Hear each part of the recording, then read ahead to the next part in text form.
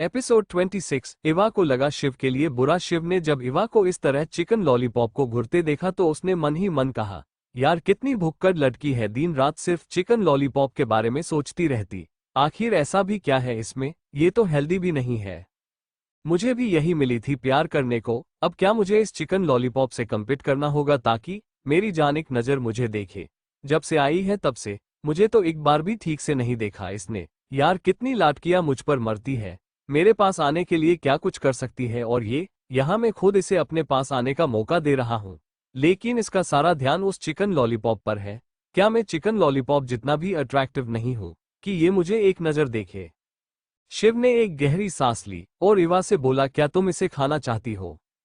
इवा ने अनजाने में ही अपनी गर्दन को हाँ में हिला दिया, लेकिन जल्द ही वो होश में आ गई और बोली, नहीं नहीं, मैं तो इसे आपके लिए लाई हूँ, प्लीज आप इसे खा लीजिए। अगर आप इसे खाएंगे तो मुझे लगेगा आपने मुझे माफ कर दिया है।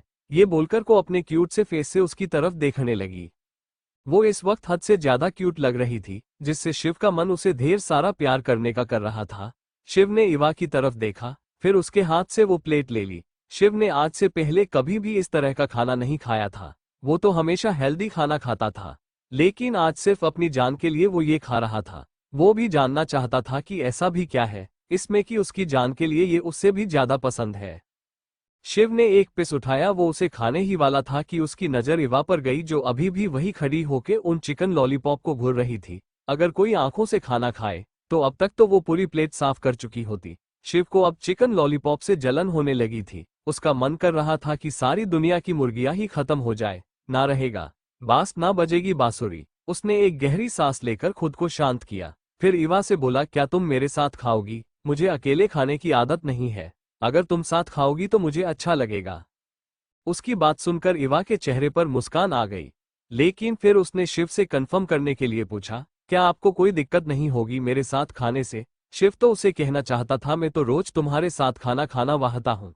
उसने कहा, तुम खा सकती हो, मैं इतना सब अकेले ही खा सकता।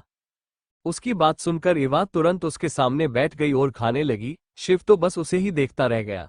इवा के होठ पर थोड़ी चटनी भी लग गई थी, जिसे देखकर उसका मन उसे किस करने का कर रहा था, लेकिन वो खुद को कंट्रोल किए हुए था। वो नहीं चाहता था इवा उसे गलत समझे। ऊपर से इवा अभी उम्र में भी छोटी थी, उसे इन सब बातों की समझ नहीं होगी, ये सोचकर वो खुद को कंट्रोल कर रहा था। इवा जब देखती है कि शिव खा नहीं रहा तो वो अपने हाथ में पका हुआ पिस उसके आगे करती है और उसे खाने के लिए कहती है। शिव एक नज़र इवा को देखता है, जो इस वक्त उसे ही अपनी नीली आंखों से देख रही थी। उसे इस तरह से अपने तरफ देखता पाकर शिव के दिल की धड़कन बढ़ जाती है।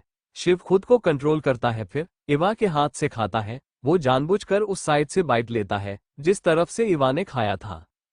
इवा जब शिव को खाते देखती है तो वो उससे पूछती है, क्या आपको ये पसंद आया। शिव भी हाँ में अपना सर हिला देता है और बोलता है, बहुत टेस्टी है, मैंने इतना टेस्टी खाना कभी नहीं खाया। वही शिव की बात में तो कुछ और ही मीनिंग छुपा हुआ था, लेकिन इवा समझ नहीं पाई। हवा ने जब सुना उस पसंद आ गया तो उसे भी खुशी हुई, लेकिन जब उसने सुना कि उसने पहले कभी इतना अच्छा खाना नहीं खाया तो उसे उसके लिए बुरा लगने लगा।